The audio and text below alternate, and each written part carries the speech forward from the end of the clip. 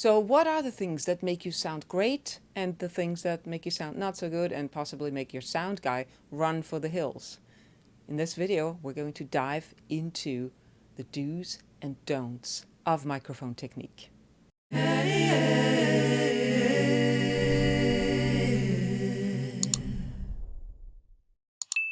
Hi there, Elizabeth Loninger here for Vocal Musician. In this video, we're going to look at microphone technique, and we're also going to look at the difference between dynamic microphones and condenser microphones. And I'm going to show you some of my favorite microphones and some of the microphones that my fellow singers love to use. This is a Shure SM58 Beta. A little bit further down the line, we're going to talk a bit more about this particular microphone. I'm just using it to demonstrate what you should and should not do. So when you're at a live gig, the way you want to hold your mic, if you have to hold it, is you don't want to hold it like this. You don't want to hold it like a lollipop or like ice cream. You want to sing directly into it. Now, it doesn't have to be right in front of your face because then, we also can't see you. It can be a little bit down, but you want this to be fairly close to the mouth, and you don't want it to be like this. When you hold the microphone like this, it's going to change the sound quality, and it's just not going to sound as good as it should. So you hold the microphone like this. And then if you want to put it on the mic stand in front of you, if you don't want to hold it, you put it on the mic stand so it's not too high, so you don't have to reach up for it, and it's also not too low, so it's kind of like somewhat here, like a little bit below the lips, right? In order to save everybody's hearing, the cardinal rule of a hot microphone, meaning a microphone that is plugged in and live, is you never, ever, ever, ever point it at a speaker. You don't point it at your monitor, and you don't point it at the PA speakers or anybody else's monitor for that matter, because it's gonna cause really, really bad feedback and everybody is gonna hate you for it, because basically everybody lost a certain percentage of their hearing. So don't ever do that. So even when when you're singing, sometimes I see that on stage and people are getting into the groove and they're dropping their hand and there's the monitor and I'm like, no, you're ruining it. You're ruining it for everybody. Don't do that. Hold the mic up, always away, always with the head away from the monitor. So another thing that can cause quite a lot of feedback is when you cover the microphone, like when you go like this. You see that sometimes, like people sing like this. First of all, it muffles the sound, doesn't sound that good, and it can also cause a whole lot of feedback. So don't do that either. You want to hold it again like this, right? Now, you've seen during live performances that people move the microphone away from their face and closer to their face, away from the mouth, closer to their mouth. And that has to do with the volume at which they're singing. So when you're singing kind of quietly, you want to bring the microphone in because the sound is softer, so the signal is softer. There's not as much push there. And you really want to bring the microphone in so that you get a clear sound out there. You don't have to kiss the microphone or eat the microphone, as they say. Although I've been pretty guilty of that myself. And it's not gonna hurt anybody if you do that. If you really sing like that, that's okay, right? But you want to bring it in when you sing quietly, and then you pull it away a few inches, not too far, when you're singing loud. The way to check this is if you have a dedicated monitor.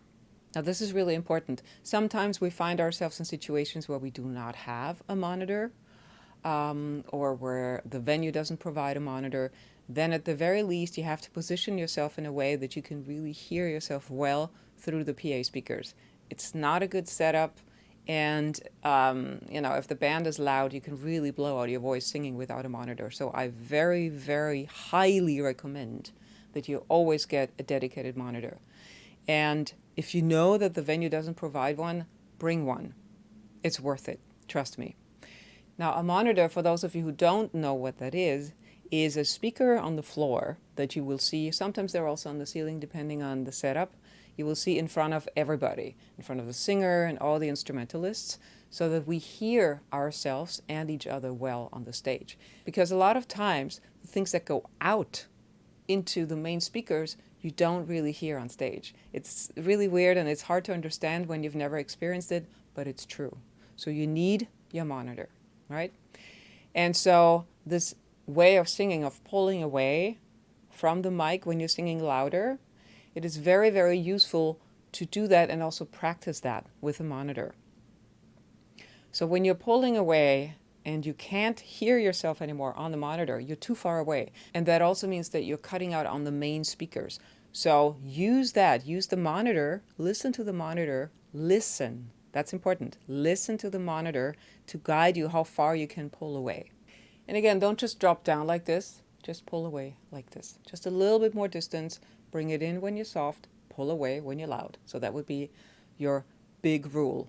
Bring it in when you're soft, pull away when you're louder. Okay?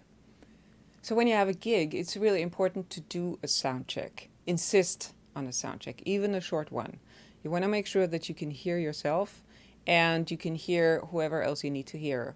Oftentimes it may have to be either the pianist or the guitar player so that you can really get the harmonies right. You can really get the harmonic structure of the song right. The drums you will usually hear pretty well. So insist on a sound check. And do first a monitor sound check by yourself. Also make sure that you have a lot of high frequency in your monitor, because when you have a bit more of that high end in there, it cuts through more easily and it doesn't have to be so loud. And that also makes it easier for the overall stage sound not to be so loud. And then the other thing is you really want to sound check not just by yourself with your monitor, but you also want to sound check with everybody playing. Because a lot of times what happens is you hear yourself fine, you think, oh, this sounds great, everything's good by yourself, and then the band starts playing and you're just gone. So always also sound check with the band and leave yourself a little bit of wiggle room. So when you're sound checking, don't sound check with your microphone super, super close to your lips, but sound check with it a little bit away so that later, when the adrenaline kicks in and everybody's suddenly playing really loud, you can actually compensate a little bit and bring the microphone in more closely. The other thing that you want to do when you're sound checking is you either have to have a really trusted friend who knows your voice well, out in the room walking around and giving you feedback on what it sounds like outside. And this is not meant as a disrespect to any sound engineers out there. It's just when you're walking into a room and you don't know the person who's doing sound, they may not know what sound you're going for. So have somebody out there checking, or if that is not an option, then hopefully you have a long microphone cable and you get off the stage. Again, careful not to point the mic at any monitors or even at the main speakers. You get off the stage and you sing into the mic, facing away from any speakers, sing into the mic with the band so that you can hear where you are. And you should be floating easily above the band, not like hammering home the vocals, but just easily above the band without too much effort. This will give you confidence when you're performing that you know that you can be heard, even if maybe the monitor sound suddenly is a little bit iffy. And another thing, because the adrenaline kicks in the minute everybody starts and the minute the gig is suddenly live and there's people, everybody's going to be playing more forcefully and probably a little bit louder. It's perfectly fine to adjust your monitor after the first song. And even during the song, we have our hand signals, like hopefully the sound engineer will actually be looking at you, watching for signs, and then you can either go, you've probably seen this a lot, like pointing at your monitor and going up, and then the sound engineer will know what you need to do, and then you can go like this, and that means it's perfect. So to summarize, number 1, you want to sing directly into the top of the head of the microphone. Not like this, not from the side, anything like that. You want to sing like this. That'll give you the best sound. Number 2, never ever ever point the microphone at a speaker when it's plugged in and live. You'll get a hell of a feedback and everybody's going to hate you. Number 3, don't cover it like this. Don't sing into it like this. That's very, very likely going to cause feedback. Just like this, all right?